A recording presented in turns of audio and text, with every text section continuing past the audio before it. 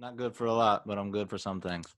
I mean, beef of flipping Brady's. That's where the money is, you know? I don't think there's a single beef Well, Brady's out there. I Matter don't of know fact, if the money's in Beef O'Brady's anymore. I don't think they exist. Yeah, there might be one or two left, but I think they've seen better days. Welcome into the Mind of Coach podcast. These are your hosts, Coach Nathan Moran, Coach Asa Duvall, episode 14. That is 14 weeks for whoever doesn't know or keep up with our podcast. That is a long time, and we're still rolling, and I'm enjoying it. Asa, how are you doing? I'm good, man. I'm alive and kicking, dude. You're right. 14 episodes. It's kind of weird that it's been, a little over 3 months, I guess. Did I get my math right? A little over 3 months that we've been doing this, I guess. Yeah, 3.5 months. That's crazy, man. It's flown by. It's been an absolute blast. It's been an absolute blast, dog. Man, how are you doing? How are you doing? What's up in Cleveland, Tennessee? Oh, everything. You never been to Cleveland? I've been to Cleveland. Actually, our guest later on tonight has some Cleveland ties. Oh, yes, he does. Hey, you helped me move in. Of course, you've been to Cleveland. Yeah, duh. And my sister went there, so yeah, I've had my fair share of Cleveland experiences. I enjoy Which, quite Cleveland. frankly, is all that I need. So yeah, it's actually basketball is the perfect sport to be in Cleveland, Tennessee. Now, let me tell you why. Because Cleveland, Tennessee has some of the most beautiful scenic places you can visit. The Ocoee River, the Chilhowie Mountain. You can go cliff jumping anywhere. It's beautiful. The Greenway. There's tons of stuff to do outside. Yeah. When it's cold, who wants to be outside? So you get to play basketball. So it's the perfect place to be when it's cold or to play basketball. So that's my logic. Argument. Yeah. I'll accept that argument. That's good. But man, everything's been great. First game. Yes, sir. First game this week.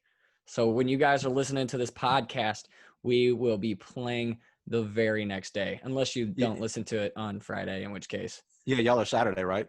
Yeah, Saturday, first game. We're a little under 24 hours till tip off for our first game. So, hopefully I didn't just jinx that again, but here, it's close, man. I can feel it.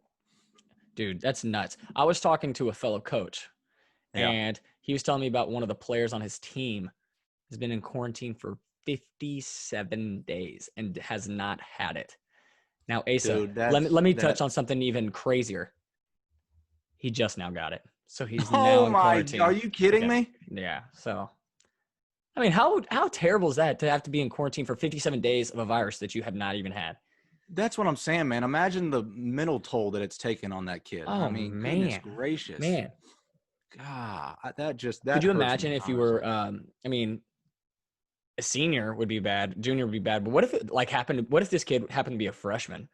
Yeah, and first semester in college, you're in there for 57 days. Nuts. Yeah, obviously we don't care about the sophomores, but yeah, if it was a freshman would, God, dude, that's me.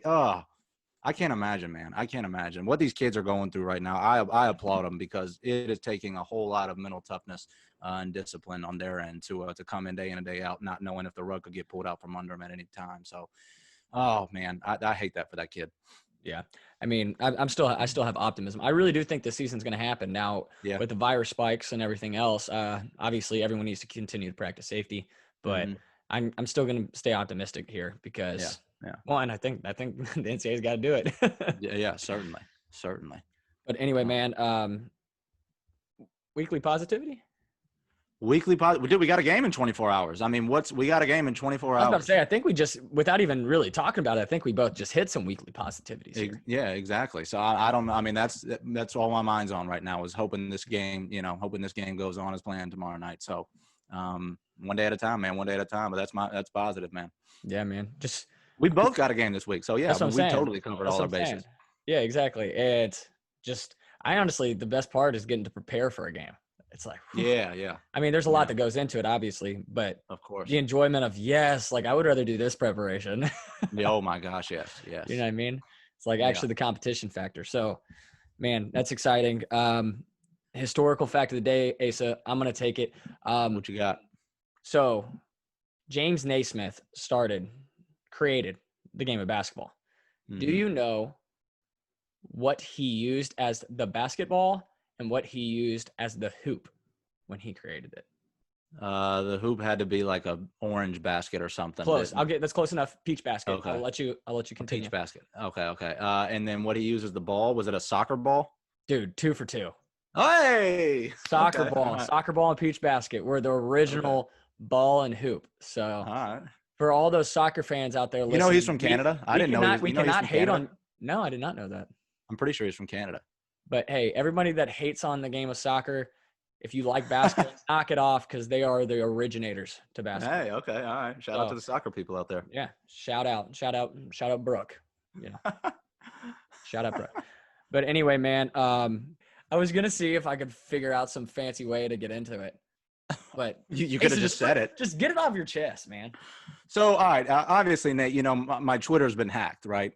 We've gosh. talked about that on here a couple times. I want to be very clear. Every single person that's going to listen to this podcast knows your Twitter has been hacked. Yeah. So my Twitter's been hacked. So I'm going on about 3 weeks, without Twitter. I still have the Mind of a Coach Twitter, right, that I check, but that's just all basketball stuff. I appreciate for the birthday shout out. Yeah, man, I had to. We didn't even mention that. Happy belated birthday to you. I appreciate it. I'm old, it's not as much fun anymore. So. Oh my gosh.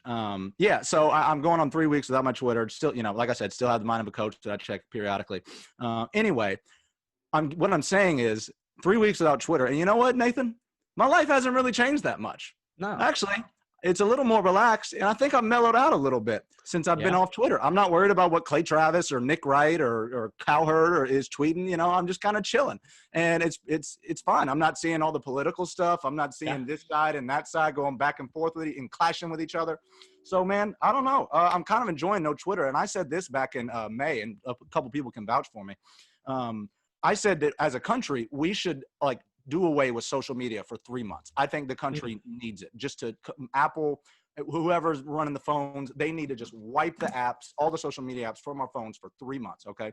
Mm-hmm. And you know what, Nate? I don't have a reason to get my Twitter back anytime soon. I'm not in a rush to do it. I'm doing the 3 months. I'm not going to be on Twitter for at least 3 months, and it's probably going to be longer than that.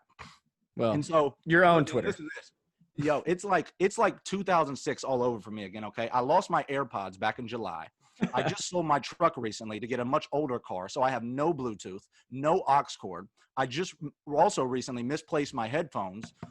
So I don't have any headphones right now, and I have no Twitter. So it's 2006 all over again. And life hasn't changed that much. I'm doing pretty good. That's good, man. That's good. So let's go through this proposal. What if Twitter was just used for funny content and promoting businesses?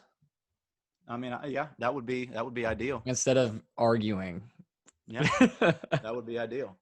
Let's make that the Mind of a Coach social media page or social media site.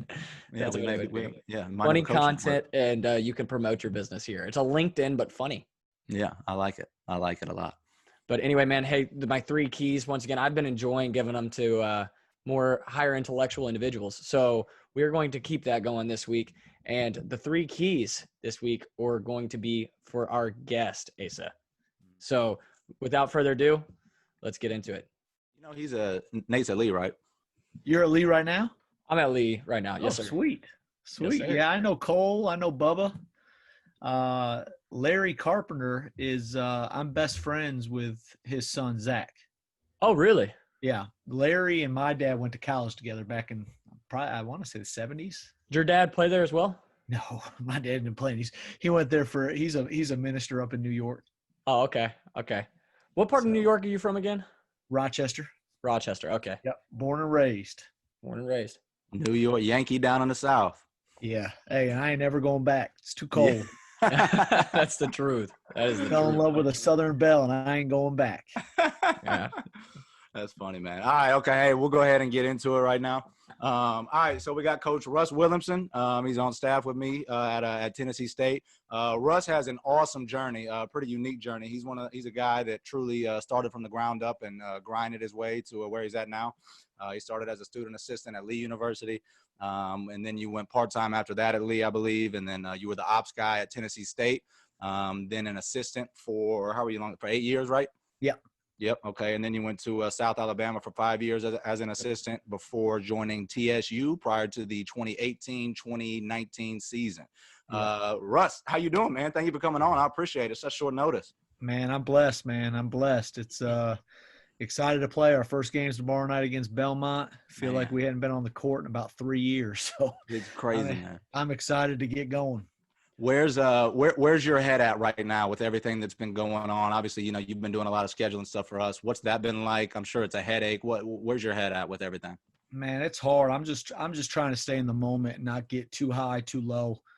It's a roller coaster of emotions. I mean, we were getting ready to play Coppin State. We were literally leaving in 48 hours and find out we have a positive test. So we're shut down. So all that hard work of the scout that Coach Nichols did, and I had actually been working on Marshall.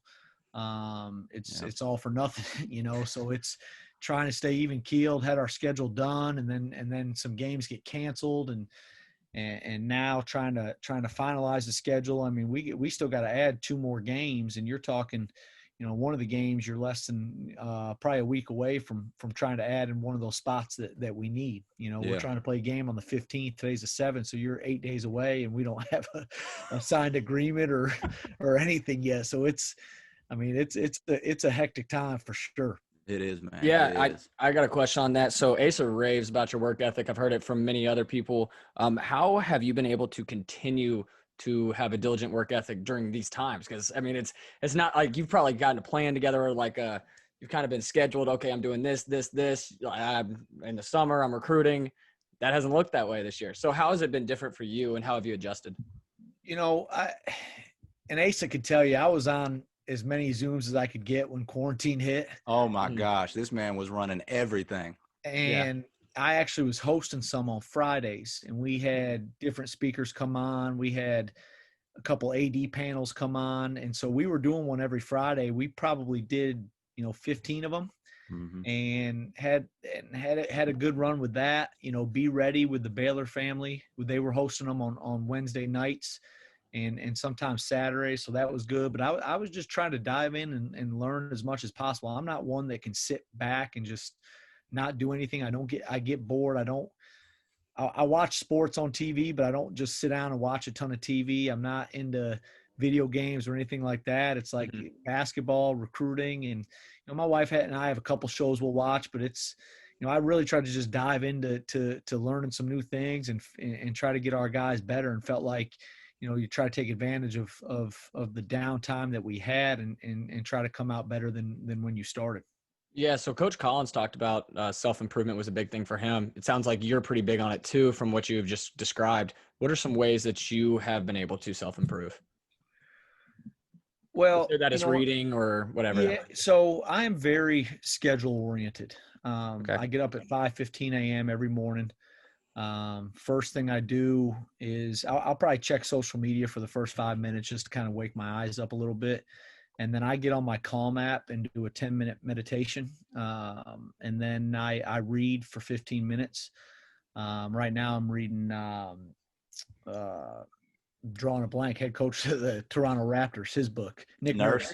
It's really good. I'm about 400 pages into that. It's a really good book about his journey and stuff. And when did that book come out, Coach? I didn't know when did that book come out? It's recent. It's recent. One of my high school teammates sent me a text that he read it and it was really good. So I started reading it, and it's really good. And then I take my dogs for a walk at about 5:45 or 6 o'clock every morning, and then come back to the house and work out. We got a treadmill here, and I'm usually out the door by 8. But just try to stay schedule oriented. And one thing, when I was at South Alabama, my head coach, who was an unbelievable basketball mind, he came from Butler. He was Brad Stevens' top assistant. Okay. He knew everything he was going to do, offense and defense. So really didn't feel like you had a voice, because they were set. I mean, they were a mid-major program and they went to the national championship game 2 years in a row. Yeah. And anytime he needed a new set, he just called Brad Stevens. So didn't feel like I really had a voice there. And so when I got here to Tennessee State, one of the things I started doing is I made an effort, and I actually put a reminder on my phone every night before I went to bed to watch just some film, not a game, like just film. And I'm not talking about like just downloading a team on Synergy and watching that. Like, there's so many resources out there on YouTube of like, basketball immersion, and Slapping Glass now is one of the best resources out right now. And just diving into some video playbooks that they already have broke down, where if you watch 5 to 10 minutes of that right before you go to bed, you're watching 50 to 60 clips, and you can find some things to incorporate within your offense. So I started doing that about a year and a half ago, and build a rapport with Coach Collins, and he's kind of trusted me a little bit and given me some more responsibility when it comes to that. And it's all started taking a chance to try to better myself, or when I get that chance to be a head coach, I feel like I'm ready. I love that. Asa, I'm going to say one more thing, because go ahead. That's incredible. Because one thing that I was always adamant about as a player is everybody thinks it takes 2 hours in a gym a day to be a great shooter, ball handler, or just a good player. And really, the same thing that you're talking about, you're reading for 15 minutes. You're watching film for 15 minutes. As a player, it's the same thing. You get in the gym and do ball handling for 10, 15 minutes. You get in the gym and you go game speed and you hit 100 shots. It doesn't take too much more than that. And if you do that consistently, but that's the whole part that a lot of people miss, is the consistency of it all. And gosh, I'm going to start watching film every night before I go to bed. I love it.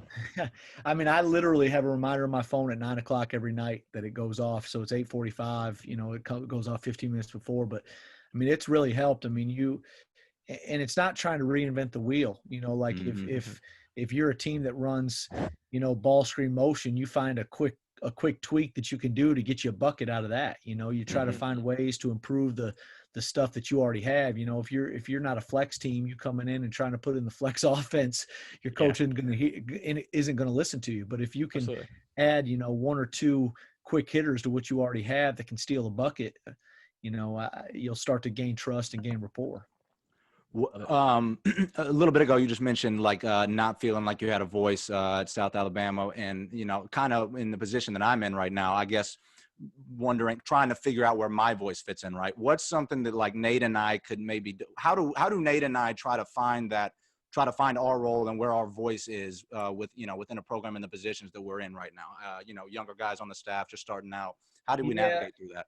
So one of the things I started doing at South is I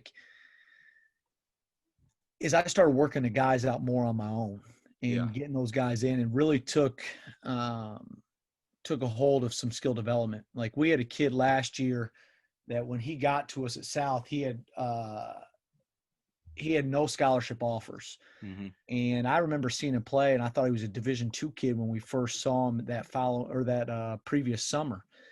And then when he came down and worked out, it was Coach and I both looked at each other and was like, holy crap, he's gotten better. And so we redshirted him his first year, and him and I got up every morning. I picked him up at 7:15 on my way to the office, and I knew he was tough enough to handle. That's why I did it. And he had class at 9:00, and we'd get a 30-minute workout in every day, and we broke his shot down. And he was preseason player of the year this past season for South Alabama. That's awesome. Wow. So I really tried to pride myself on, because I knew Coach knew what he was going to do offensively, knew what he was going to do defensively. So it was one of those things that you kind of had to find something to make the team better. So like Asa, in your role as video coordinator, find ways that you can use video to get our point across. Find ways that you can add value to the program. If all of a sudden you're watching film and you see Mark Freeman's taking, we can look some stuff up on Synergy, but if you see Mark Freeman is taking too many pull-up jump shots in the flow of our offense, when he should be attacking or something else, if you've got video evidence to back that up, that adds value to the program. So I think anything you guys can do to add value to the program, I think is huge. And the other thing I would say is be an all-star in your role, whatever that is. Whatever that is. When I was at Lee, my boss, Rick Hughes, who actually owns Hughes Insurance there in Cleveland. He is an unbelievable business mind, and I learned so much from him about running a program. And one of my responsibilities my first year there was sweeping the floor. And that's what I had to do every day. Well, after a month, nobody said a word to me about it. I'm like, why am I getting here an hour before practice to sweep the floor when nobody even realizes that I do it? So one day I was like, I'm just not going to do it today and see what happens. So I don't do it. And he calls me over about 20 minutes into practice. He goes, hey, did you sweep the floor today? I said, no, sir. He goes, you ever do that again, you're fired. And it made me realize, it doesn't matter what your role is, you're interviewing every day. Mm-hmm. And if you want to be good in this profession, like Asa can tell you, like TSU is a great spot, but we don't have the resources that a place like Vanderbilt or Tennessee would have.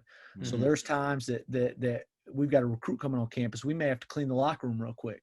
We have some officials coming in for an inter-squad scrimmage. We may have to clean the referee's locker room. There's nothing that we just kind of get the job done. Mm-hmm. Yeah. And so I think whatever it is, no job's too small. You got to be an all-star in it. Yeah. I love the no job is too small. I feel like that's the end of it, because as a player, I mean, just being as a player, you're given a lot of stuff, and you don't really recognize it as much at the time. And then all of a sudden, being like low man on the totem pole, it's, oh wow, I'm doing all these things for players, and still they're ungrateful at times. But it's not about me. It's really not. And even if my stuff doesn't get noticed, well, if I don't do my stuff like sweeping the floor, like you said, it is going to get noticed. And I think being an all-star in your role, I love that, because Coach Rose actually mentioned that when he was on the podcast about just wherever you are, the only way to get to the next spot, if you want to get to the next spot, is to be really, really great at the position you are in right now. And that's what you just said, all-star in your role. Okay. So obviously we talked about, you started out as a student assistant. So, which I guess is probably a little less of an advantage as opposed to somebody who played in college. So, I'm sure you had to talk to us about starting out in that role. And now you've been on the staff. This is your 16th year starting Division I, right? And so of the guys on the staff, you're the longest tenured Division I coach on the staff. Talk to us about just the grind starting out as a student assistant to where you are now. And I want to hear a little bit about in the beginning what that looked like for you. Grinding your way from a student assistant to finally getting, an ops job, an assistant coaching job. Talk to us about that, because I'm curious, because it's an interesting journey, and you've clearly grinded your ass off to get where you are. Yeah. So my first year at Lee, I was actually just a manager and literally just had to do laundry. And I traveled with the team, did laundry, swept the floor, basically did all the grunt work, We've got some really good managers and basically did a lot of the stuff they did. Well, at that level, you don't have a ton of resource. Like we only had one full-time assistant who was actually he was dating my sister at the time. He's my brother-in-law now. But and Nate, I don't know if you know, my sister's actually the principal at Cleveland High School up there, Autumn O'Brien. What's her name? Autumn O'Brien. I do not. She's been there for probably 12 years now as the principal. So Cleveland High School is what you said, correct? Cleveland High School. Okay. Yeah. Dang, I wish it was like lower school. She could help my wife get a job.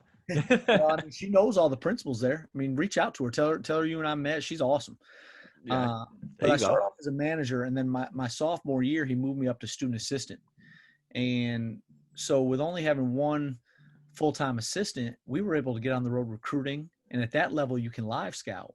So I'm 20 years old, and I'm going to these JUCO jamborees. I'm going to some of these AU tournaments. I'm going to high school games. I'm learning to evaluate a little bit. I'm out doing live scouts. And then, at the age of 19, you're presenting a scout report in front of the team, so it was an unbelievable opportunity. But then the next thing I did was I went and worked as many camps in the summer as I could. I went and worked 5-star. I went and worked Syracuse, Louisville. I worked Wake Forest camp when Skip Prosser was still alive, and the people on that staff were Chris Mack, who was an assistant there. Wow. Dino Gaudio was there. Pat Kelsey was the director of ops, who's the head coach at Winthrop now. So you start meeting all these people. And one of the camps I worked was Tennessee. And I did that for like 2 or 3 summers. And did you ever work that with Penny? Did you ever work that with Penny? No, but I met Penny through Penny was at Cumberland, and they did a senior showcase for college seniors in the state. It was an all-star game. And so a couple of our guys went down there. So I met Penny through that. Oh, gotcha. But I worked all these camps in the summer. One of the guys I met was Dustin Kearns, who was a GA at the time at Tennessee. Well, he's now the head coach at Appalachian State. And so you meet all these people. like one of my roommates at 5-Star when I was there was a guy named Brian Garrity, who's the deputy athletic director, second in charge at Mercer. So you meet all these guys 20 years ago that you start to see rise up. Like Asa, one of your things is video guys. If you're reaching out to other video coordinators, those guys are going to be ops next, then assistant. Right. That's where your networking and your relationships come in. Right. So Dustin called me. I remember where I was. It was the middle of May. I was sitting outside on the hood of my car, wondering, like, just sitting there talking to my roommates, wondering what I was going to do. I was at Lee at the time, and I could have went back as a GA, but I got a call because I'd already spent 1 year as a GA at Lee, and I got a call about taking a GA spot at Tennessee Tech. Well, again, they didn't have a ton of resources, so the GA spot was actually the director of ops. So I got school paid for and got a little stipend check, but it was the same position. Mm-hmm. But then my boss at the time had a rare condition called Guillain-Barré syndrome.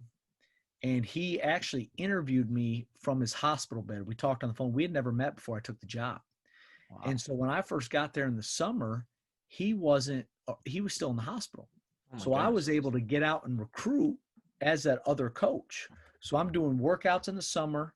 I'm on the road recruiting, and then ended up one of the relationships I made off 5-Star. I signed I signed a kid from one of those relationships off 5-Star that ended up being a pretty good player. So that spring, at 23 years old, we had an assistant leave. I got bumped up to full-time assistant. So it was one of those things that, like, I never knew when the break was going to come. You just put your head down and work, and use your relationships, and it finally paid off. And by the grace of God, I was lucky to get a spot, and here I am 16 years later. That's amazing. That's amazing, man. That's a wild story. Goodness. So my 3 keys, I decided the past couple of weeks that I was going to go away from doing my own. And I was just going to get them from someone that was a lot smarter than me. So this week it is you. Okay. So the 3 keys I have for you this week, or that I would love to learn from you, is what are the 3 keys to becoming a better recruiter? Yeah, I think first and foremost, it's 100% about relationships. And that's not necessarily just with the kid. One of my former assistants I worked with, Brock Morris, he's assistant at Louisiana Lafayette. He's one of the best coaches I've been around. And he was a GA at Alabama. And so they used to meet their staff would meet with the football staff when Nick Saban first got there. And one of the things they talked about was each recruit, it has 7 people deep that you gotta sell. And then on top of that, that's freaking good. You got to have a champion in your corner, someone that's selling you on the inside. Mm-hmm. And so a lot of people, you got to find out who that is through communication with the kid, through listening to the high school coach, AU coach, his trainer, his uncle, his mom, his dad, his girlfriend, whatever bits of information you can get, you've got to piece together a strategy that fits that kid. Not every recruiting battle's the same.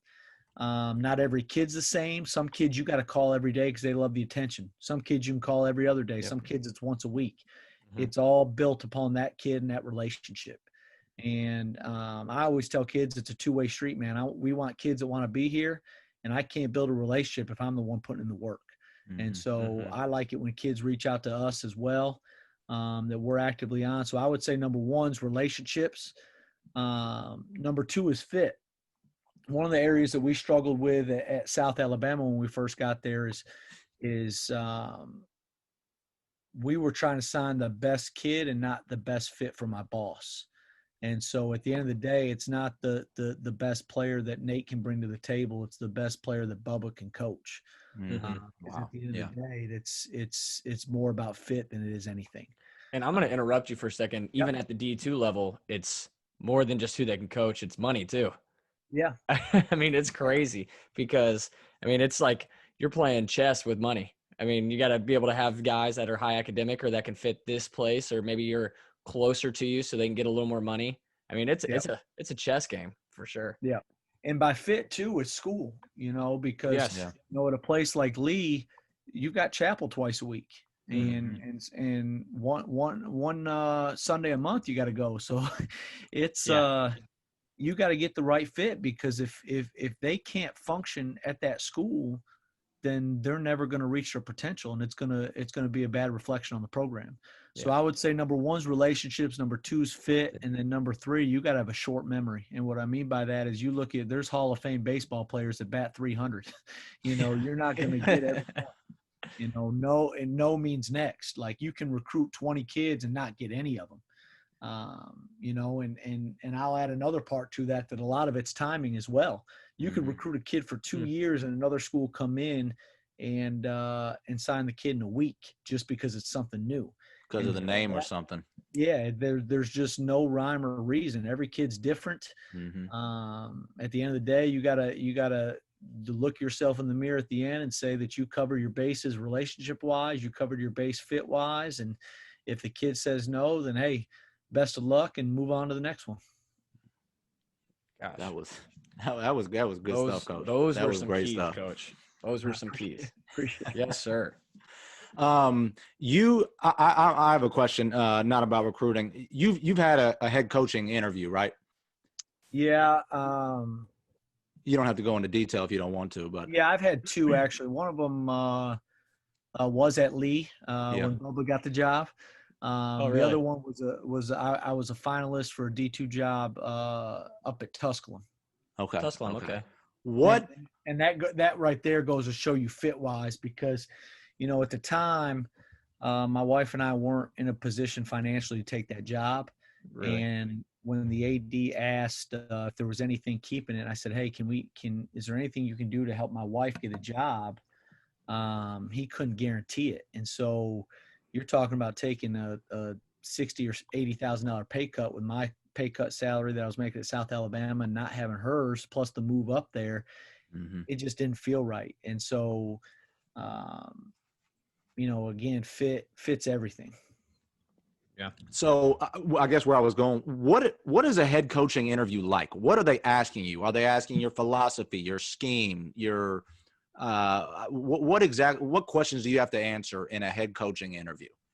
I mean, it could be anything from what's your academic plan look like, what's your style of play, what's your coaching philosophy, what's your player relationships like, what's your recruiting philosophy, and you better know it inside and out. If there's any hesitation, if they don't sense conviction in your voice, they're gonna know. And so that's another thing we were talking about quarantine wise that I really expanded. Like I've got my bullet points and I've got my philosophy and I've got my style of play and everything that if you ask me, I know. But I'm a firm believer, like there's a verse in Habakkuk that talks about write your vision down and make it plain. And so I learned something over quarantine, that there's this thing called stickies on a Mac that I didn't know. You didn't know that? I had no idea what a sticky was. And so those things have been there forever, Coach. Yep. I had no idea. You learn something new every day. And so I literally put it on my sticky. So every day that I open up my computer, it's staring me in my face and I got to read it. I haven't read it, but I have seen that you have it there on, I can attest to that. You have it there all the time. Yep. So, but as far as and you've got to know it inside and out, because they're just going to ask questions and pick it apart. And if you don't know, if there's any hesitation at all, and it's got to be everything from study hall to discipline, and they may ask you a scenario, hey, your best player missed curfew the night before a game. How are you handling that? And you can't, it depends on, are we winning the league? Or, there's gotta be some conviction in your voice, and you got to know. How long did it take you to formulate your, or whatever, at what point, how long did it take you to be like, all right, I got a pretty solid answer here and I'm pretty confident in it that this is going to be my answer to these questions? How long into your coaching career before you had a confident answer to those questions? I think even to this day, it's changing. Right. I would assume that it's always evolving and you're always trying to go and change. It's always evolving. There had to be, it was one of those things that like sometimes you feel like a mad scientist, like you got so many things up in your head that are just, and until you put them on paper and kind of put some action to it, I think it's hard. And so I remember before I went on my interview at Lee, I went through like 3 or 4 mock interviews with different people at South Alabama, Okay. with a couple of the ADs, with one of the women's coaches, our head coach, and just asked them if they would ask me questions. And I actually put on a suit and tie so I could feel the neck constriction a little bit. So it was, when you're answering those questions, your chest is beating a little bit harder, and that it was almost like a dress rehearsal. And so after I started to ask those questions, I remember Terry Fowler was the head coach of South Alabama. He said, "Russ, you're ready for this interview." And like when he said that, I was like, you know what? I honestly feel like I am. Yeah. And so it was one of those things, like you put pen to paper, and you at the end of the day, there's 1,000 different things you can say. Just be convicted in what you do. I love it. Nate has a question. Nate has a question regarding me and Russ. Go for it, Nate. Oh, yeah. Okay. So I actually was not going to ask this, but I'm so glad I have the opportunity. Who has the better Rojo beard, you or Asa? Depends on who you ask. I'm asking you. My wife's going to say me. Asa's mom's going to say him. I would tell you that mine, with this fresh fade that I got yesterday, I would say that mine is a little bit better. I hear you. I had to get the fresh fade in there. Yeah. So, but Ace has got a nice little beard going. Thank you, man. The thing I like about it is they're both red, though. That's, we got the ginger. I might need to dye mine. Who knows? Could be in the future. If that's the way I'll have to go, Yeah. But anyway, so now you're at TSU. You talked about your transition from South Alabama to TSU. You have more, I guess, of a role clarity. It almost sounds like. So I wouldn't say role clarity, because we had clear defined roles at South Alabama, but it wasn't the role that you were hoping for necessarily. Yeah. Gotcha. I guess that's probably a better way to put it. I got you. So now that you have that kind of spark energy, does it make it more enjoyable to show up to practice? Yeah. But at the end of the day too, now, like, I've worked with 21 different coaches in my 16 years, and I still keep in contact with all of them. Yeah. And so, I think staff chemistry can make or break a team. And, when we left South Alabama, that group that we had there, that staff was really close. We're still in a group text and we still talk. Really? But like our staff here at TSU is tight. Like we go to lunch together every day. Yeah. And we hang out, we're in group text all the time. We spend a lot of time together. So, you could have a ton of responsibility and hate who you work with, and it would be miserable. Right. Oh yeah. So at the end of the day, I think quality of life, and Penny's he's a rising star. He's an unbelievable person. Like, he's a great basketball coach, but he's an unbelievable person first and foremost. And so that makes it a whole lot easier. Like, there's no egos on our staff. Everybody comes into work. Like, another thing with recruiting too is you can't have an ego. Like, you can't be the guy that wants to sign everybody on staff. At the end of the day, I've told Jerry and Ben, I don't care if y'all sign everybody, if we sign it, as long as we're all working towards a common goal that we're trying to win the OVC championship. Let's go to work. Let's do it. Yeah. And especially at my level, I've had like talks about where someone's talked to me about, hey, like, do you mind doing this? I'm like, I don't care. Like, I'll do it if we need to get it done, you know? So, I feel like that's how you've actually gotten to where you've been, is because you're like, I don't care what I'm doing. If I'm doing it, if it helps the program win, I'm going to do it. No question. And now look at you where you are now. You have the opportunity to coach for a great OVC team that's on the rise, and future head coach soon. So. So Penny's kind of handed you the keys to the offense this year. And when you are given that responsibility, was that something that's in your head? Had you been thinking about it a while? Did you come across it just watching film and kind of you start breaking it down and think, all right, I think this could work with our personnel? Where did that come from? How do you go about picking, when you have that responsibility, picking the right offense for our program? Well, when Penny and I talked about our personnel, he first said, hey, let's come up with some options for some things that we feel like fit our personnel. He gave me a list of some things he felt like we were good at, some deficiencies we had.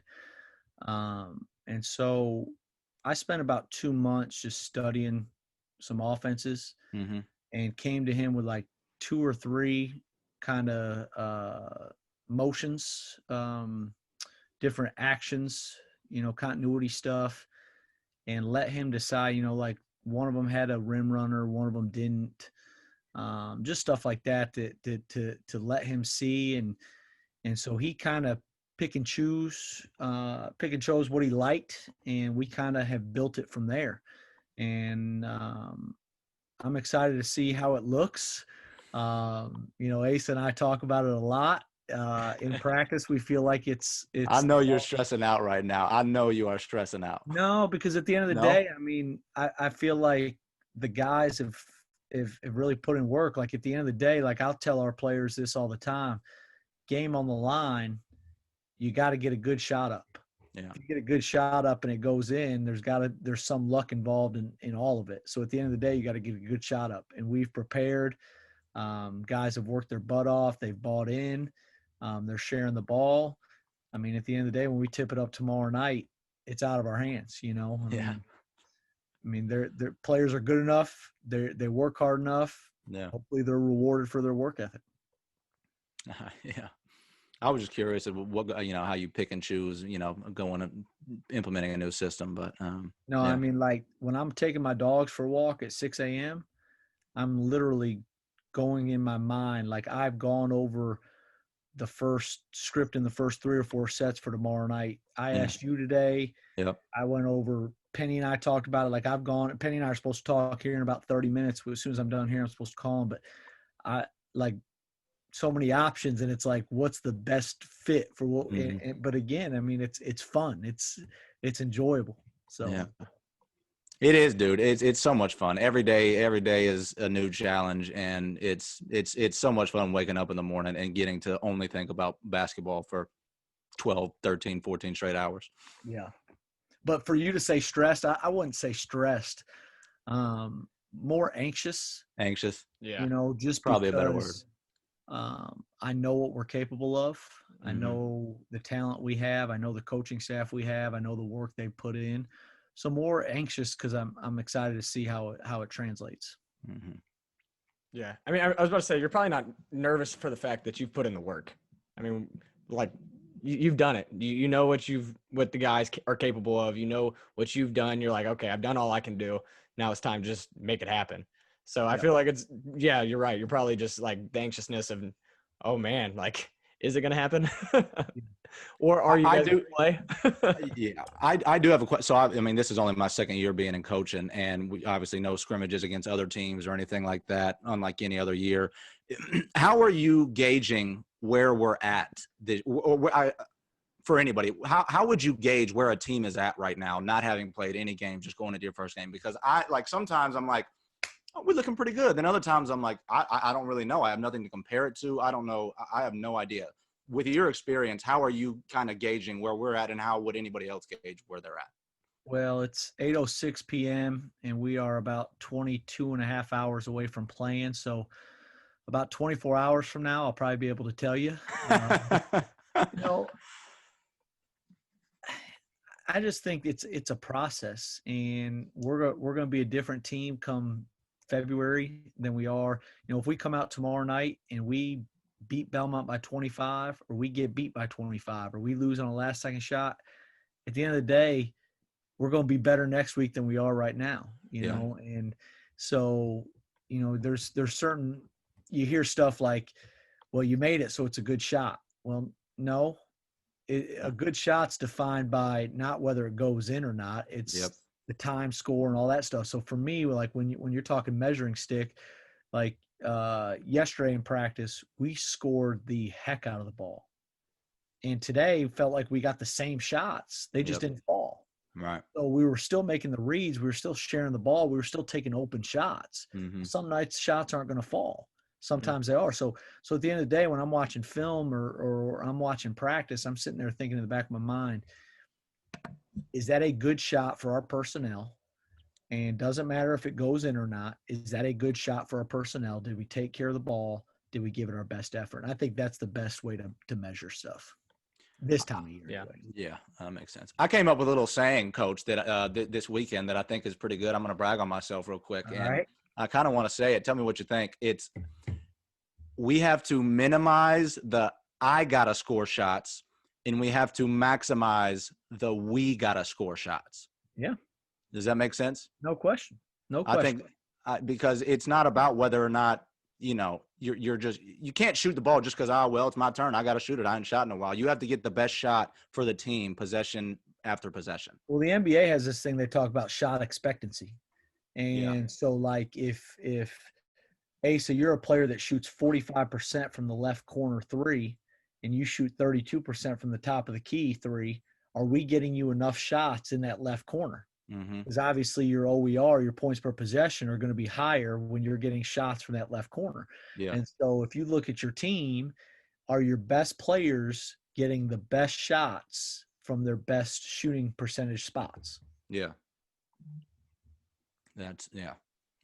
Anyway. So that would go into your saying there. Yeah. I feel like PJ Tucker from the corner. Yeah, there you go. He's not taking a bunch of top of key threes. Rob Covington, let it fly. Let it fly. Baby. Rocco. Yep, back in Portland, or now in Portland. Hey, How about that? he's in a good spot. I think he's in a great it's a spot. great fit because Portland needed to add a defender bad, and he's a two-way. So, well, not just that. When they get, I forget his name, the foreign guy, the post player inside that was hurt for a lot last year, and then came back. Miles Leonard. Nurkic. Nurkic. Yep, and they add him back, and they add the two, and they got Dame and CJ. Yep. Those guys are going to be good. Miles Leonard's on the Heat. Yeah, he's with the Heat now. Yeah, I was thinking of Zach Collins. Excuse me. Yeah. No, okay. Not the same. Not the same. Not even close, really. You talk about the staff differential. You're still really close with South Alabama. You didn't talk much about Tennessee Tech. I'm guessing you're still close with those guys. Yeah. My former boss, Steve Payne, I talked to him yesterday. Frank Davis, one of the guys that played for us there, he actually was a GA at Lee. I got him a job as a GA at Lee. Then he came back and worked for us at Tennessee Tech later on from that. I'm actually the godfather to his son. Oh, wow. So, yeah, big-time relationships still at Tennessee Tech. Was Rick Cabrera, was he there at that time? Cabrera's my guy. Yeah, okay. So I actually went to a Tennessee Tech basketball camp. So I didn't get recruited very much. Being 5'9" and not super athletic, coming out of high school did not provide many options for me. So I didn't get. So I went to a Tennessee basketball camp, and it's one of like those elite camps that you don't get recruited at.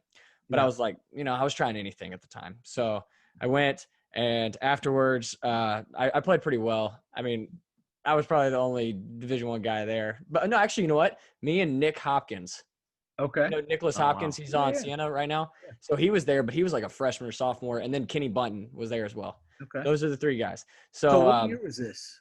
Gosh, this was 2013, summer of 2013. I may have just left. Yeah, because I don't know if you were there at that time. Who else were the assistants? Was Ferg there? Maybe. I just remember Coach Cabrera, and I remember Steve Payne. Yeah, I may not have been there. Was it in August? July, I think.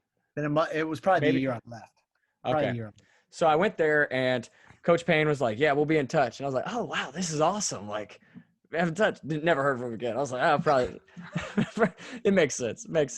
I understand. And then all of a sudden, like, luckily, somehow, some way, that I got to Lipscomb and was able to play there. But it's just crazy. That wasn't luck, Nate. That wasn't luck. But I'm not going to let you slide with that. Can I ask y'all a question? Yes, please. Hit us. Did y'all ever play one-on-one? Oh, you don't want to know that answer, Coach. Did we? I know we played King of the Hill. Did we play one-on-one? I used to bust Asa in one-on-one. King of the Hill. Give me anything. Asa's knees can't handle it anymore. That's for sure. My hips can't either. Nah, he got me. It was like we honestly played more like King of the Hill. Like it was when we were freshmen. Yeah. Because then it was like you try to be smarter about it. Like when you became a junior, senior, it's like, okay, I'm just going to go in here to get shots up now. Right. I'm not going in here to play all this extra like one-on-one stuff where I'm just going to be exhausted in my knees and hips and everything else, especially when, gosh, our class consisted of Aaron having 2 surgeries. I mean, our one-on-one group in our class. Yeah. Aaron having 2 surgeries on his shins, you having 2 ACLs, me having 3 shoulders and 2 hips. Like we weren't playing too much live ball. The outside of hospital practice. knew us. The hospital knew us too well. Yeah, our bill was high. You talked about Tennessee Tech, your staff, how it was a good fit. You talked about South Alabama, how you love your staff, good fit. TSU, the same thing. Would you ever take a job that is higher up, that is a great job, like Power 5 type job, if it meant not being a good fit, having a staff that you may not be comfortable with? No. At the end of the day, like I talk about it with my wife all the time, like to me, quality of life is more important than anything. So I've got to be comfortable because we spend so much time at the office. You spend so much time pouring into your job that if it's not a good fit, you're going to end up carrying that home with you because there's just so much time spent there. So to answer that, Nate, no. Obviously, I think the road to being a head coach is getting to the highest level, but it's got to be the right fit. I can still hear you. I don't know why my screen's cutting in and out, but I appreciate it. All right, that was honestly the last thing I have, and I know I'll have 1,000 other questions. So Asa better not give me your number. Yeah, hey, Asa, send him my number. You can hit me anytime. Yeah. Hey, I don't know. I'm telling you, I don't know if you're. This is terrible. Nate, you're still froze, dog. Dude, can you hear me at least? We can hear you. We can hear you, but I'm just gonna go to this camera. It's not gonna look as good, but That's fine. Whatever. But hey, I'm warning you right now, Russ. I don't know if that's a good idea for you, but hey, I'll take it up. I'll take the offer. Yeah. Well, thank you guys for having me.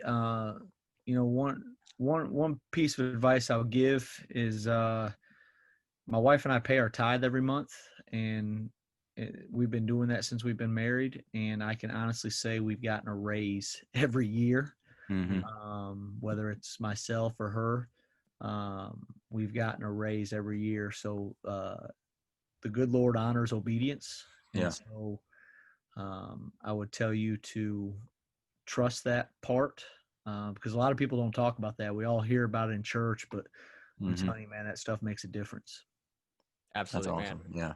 And awesome. One time I'll tell you about my story on how I got to Lipscomb, because it's not me or anybody else. It's God. And it's just like the obedience that was able to be provided through that.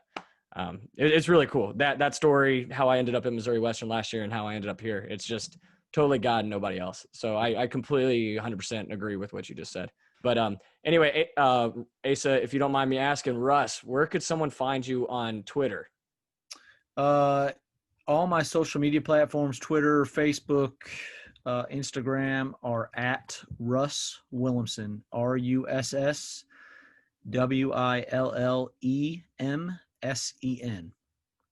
Awesome. And Asa, don't go try to find his Twitter page. He doesn't have one. It's been hacked.